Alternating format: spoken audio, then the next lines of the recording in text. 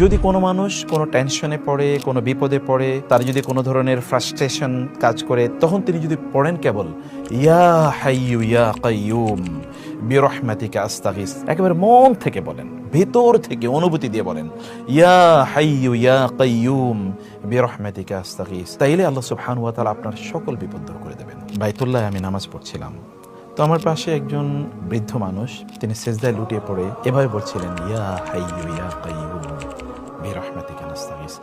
আমি খুবই অভিভূত হয়ে পড়েছিলাম। চলুন আমরা একটু দোয়াটির অর্থ একটু বুঝে নিই। ইয়া হাইয়ু ইয়া কাইয়ুম, ইয়া হে হাইয়ু চিরঞ্জীব, হায়াত থেকে এসে শব্দটি, ইয়া হে কাইয়ুম চিরবিরাজমান, চিরদণ্ডায়মান, কামা ইয়াকুমু কিয়াম, মানে যিনি একেবারে সদা সর্বদা আপনার পাশে দাঁড়িয়ে আছেন আপনার বিপদ দূর করার জন্য, এজ ইফ, তাই না? বিরহমাতিকা, বি দ্বারা, রহমাতি রহমত, কা আপনার, আপনার রহমতের দ্বারা বা আপনার রহমতের মাধ্যমে, আস্তাগীসু আমি আপনার আশ্রয় প্রার্থনা করছি বা সাহায্য প্রার্থনা করছি। আস্তাগীস শব্দটি গাউস থেকে এসে, বলে না গাউসুল আজম, আল্লাহ সুবহানাহু ওয়া তাআলা হচ্ছেন আল গাউস, ইয়া গাউসু আগেসনি।